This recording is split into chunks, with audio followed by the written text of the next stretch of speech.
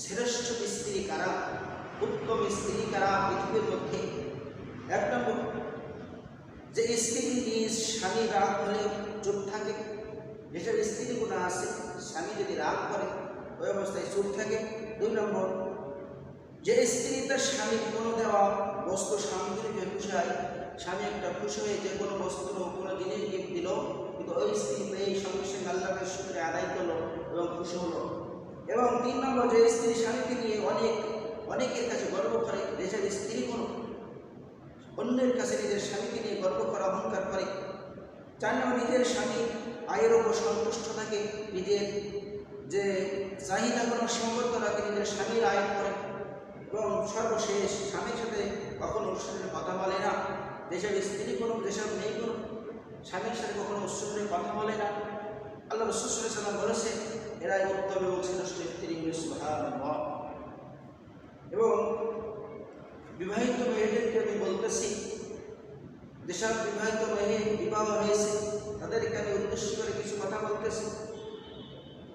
স্বামী ছাড়া অন্য কোনো পুরুষের সাথে সম্পর্ক করিও না। স্বামী ছাড়া নিজে অন্য কোনো পুরুষের সাথে সম্পর্ক করবে না। সে তোমাকে স্বপ্ন দেখাবে, কিন্তু কখনোই বিয়ে করবে না। যেসব বিবাহিত নারী আছে, যেসব পুরুষগুলো অবিবাহিত পুরুষ, বিবাহিত পুরুষগুলো স্বামী বাদে যেসব স্ত্রীগুলো তাদের প্রেমে, তাদের ভালোবাসায় মুগ্ধ হয়ে এ করে, তারা স্বপ্ন দেখাবে, বিভিন্ন আশা দেখাবে, কিন্তু কখনো মা বা বোন তোমাদেরকে বিবাহ করবে না। এবং একটা কথা মনে রেখো,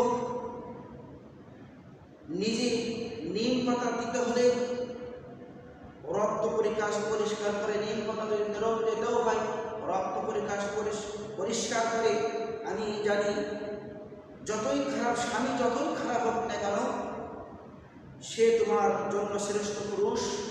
এই জন্য স্বামী খারাপ হলেও আল্লাহর কাছে দোয়া করবেন, আল্লাহ আমার স্বামীটা যেন হৃদায়ত দান করে। আল্লাহ তাআলা আল্লাহর কাছে কান্নাকাটি করবেন, ইনশাআল্লাহ দেখবেন মা এবং বোন অবশ্যই এক সময় আল্লাহ তাআলা আপনার দোয়া কবুল করবেন।